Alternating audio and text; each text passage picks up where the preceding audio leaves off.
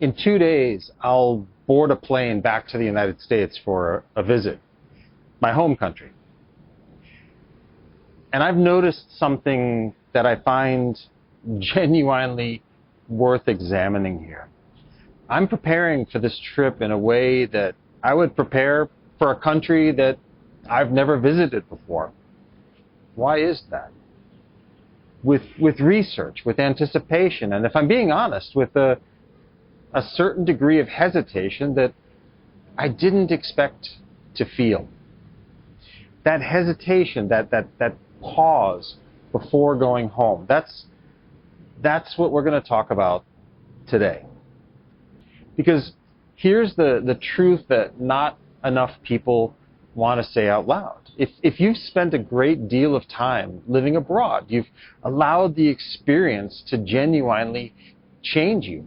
And returning home is not that simple, comfortable event that everyone around you expects it to be. It's one of the more quietly demanding experiences in the life of a global professional. And almost nobody talks about it. My name is Jörn Stech, and this is the Auto Ethnographer in Bangkok. The Auto Ethnographer, your weekly cultural trip around the world. And today, we're going home. In fact, when this episode drops, I'm going to be somewhere over the Pacific Ocean. I want to start with something that I find fascinating about how the human mind handles absences. When you leave a place, your mental image of it freezes. It doesn't update anymore in real time. You're not there to absorb all the small, incremental daily shifts.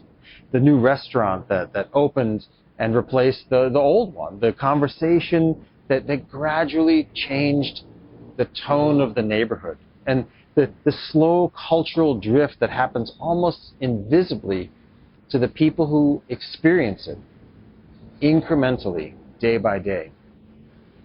You, on the other hand, you've been somewhere else entirely. You've been absorbing a different cultural logic, a different set of assumptions about how people should move through the world, what they owe each other, and how time should be spent, and what silence means. Here in Bangkok, there's not much silence, as you might hear in the background.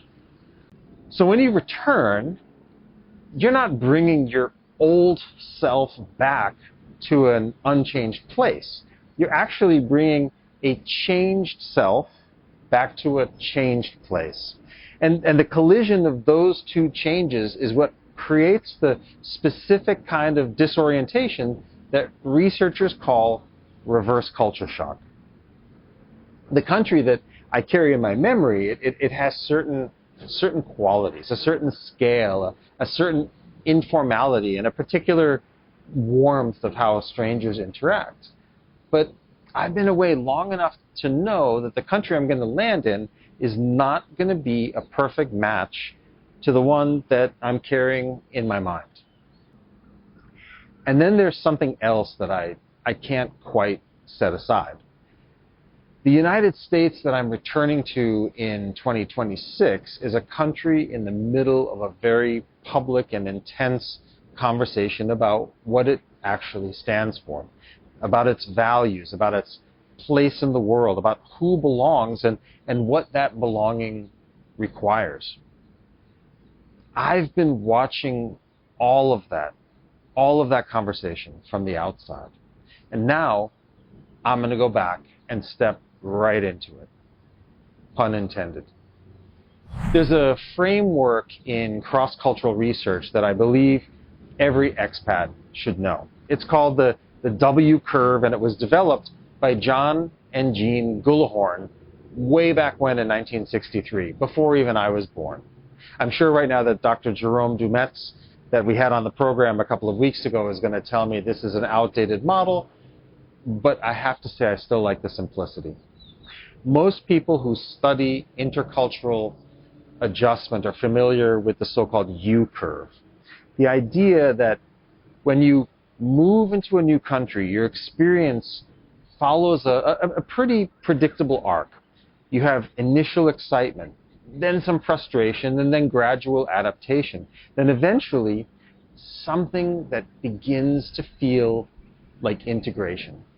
What the Gullahorns observed, though, is that the curve, it doesn't end there. It actually extends.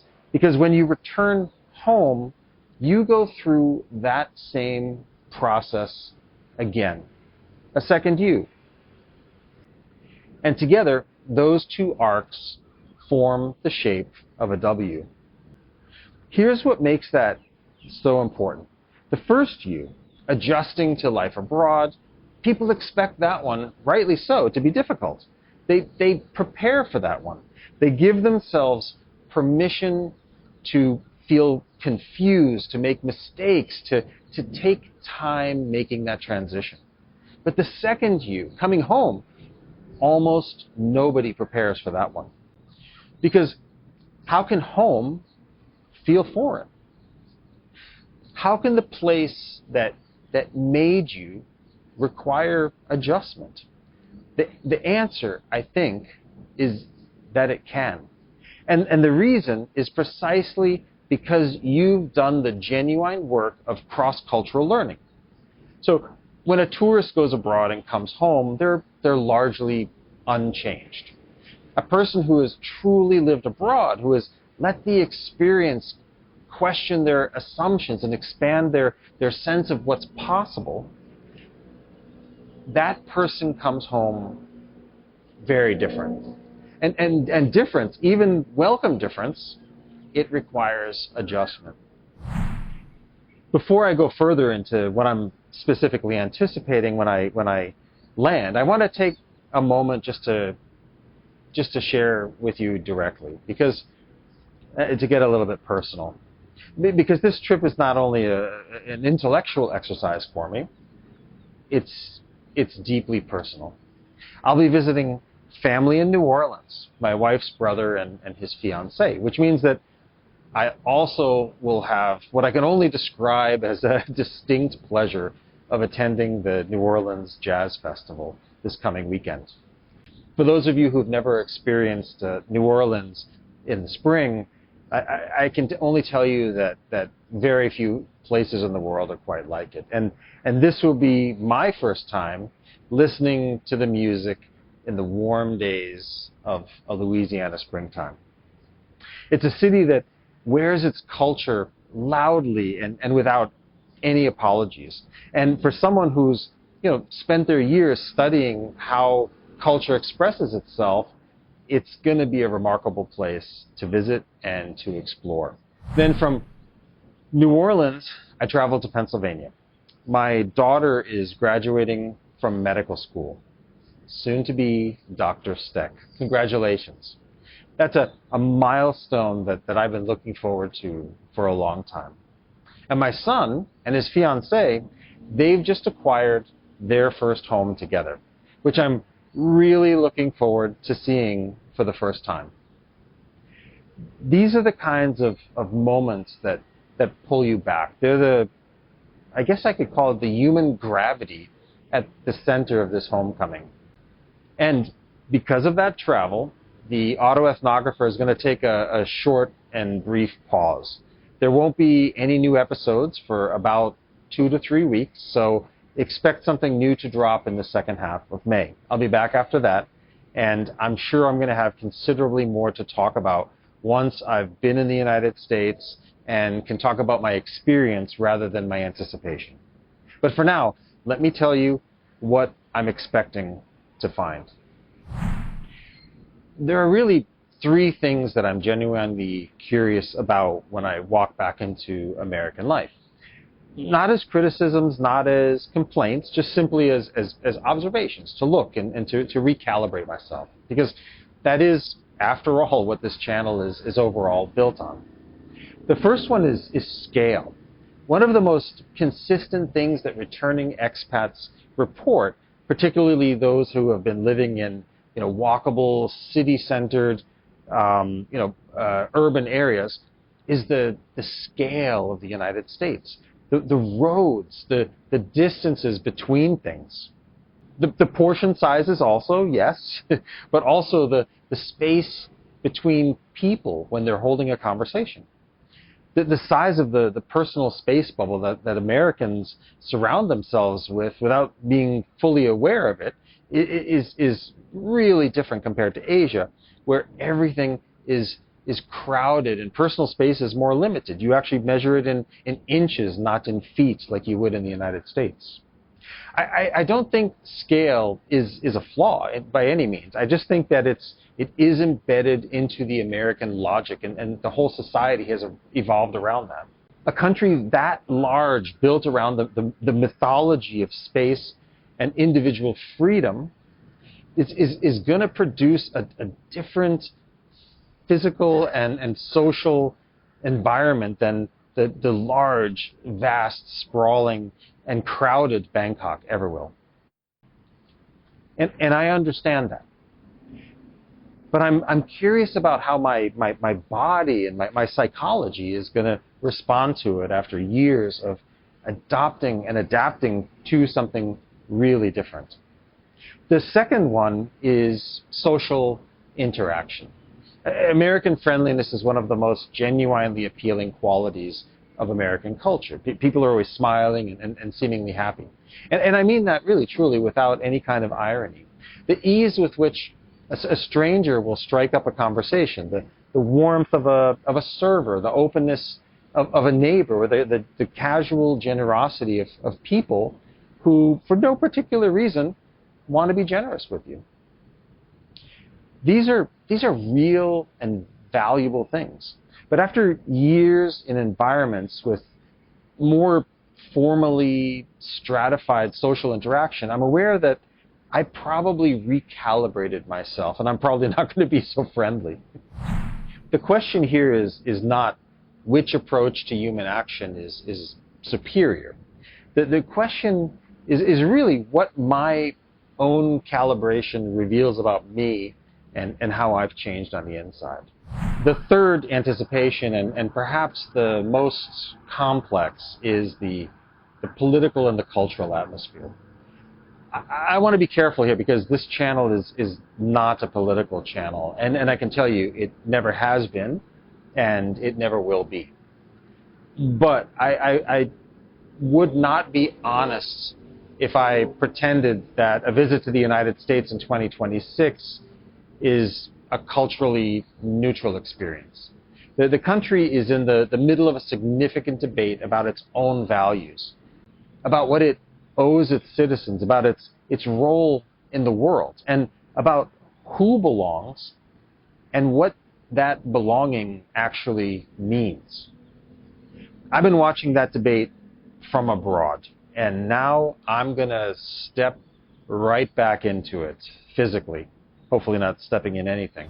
And what I want to hold on to is the same type of discipline that I try to bring to the culture that I encounter in every occasion, to observe it first, to ask questions before drawing any kind of conclusion, to resist the pull to an uncritical nostalgia or even an uncritical rejection, just, rejecting everything outright. That's harder to do clinically with your own culture, but it's also, I think, that much more important to go through that process. Here's the truth that I keep returning to as I prepare for this trip. The dissonance that I'm experiencing, expecting to feel when I land in the United States, it's not about the country. It's about me, about who I've become in the 4 years since living overseas, first in Vietnam and now in Thailand. And that's a harder thing to sit with because it requires a particular type of honesty. The people who stayed in the United States, they experienced the last few years incrementally. They lived through each development in real time, minute by minute, day by day. And adjusting slowly, the way that you adjust to a temperature change, right? Like 1 degree at a time. That's different than me. I'm going to experience everything that they've accumulated all at once and with fresh eyes and with a different set of reference points than the ones that I left with a few years ago. Neither experience is superior to the other. They are simply two different relationships with the same exact reality. But what my experience offers, I think, my personal experience, is a kind of a clarity. The clarity that comes from perspective, from distance, from years of asking the same questions in a dozen different cultural contexts. What does that behavior mean? What assumptions are lying underneath that particular behavior? What would this look like to someone who, was not simply raised to think of this particular thing as being normal? I'm going to apply that same lens to my own country, to my own people. And to be honest with you, that's where the real work of this trip lies. Because the stereotypes that are the most difficult kind to resist are not the ones about unfamiliar cultures. They're the ones about the culture that formed you. The ones you carry without even knowing that you're carrying them. That was, in many ways, what our last episode was about human values, the stereotypes trap that people can fall into when they equate the country and the nationality to the person. Going home is the most personal test of everything that I've explored here.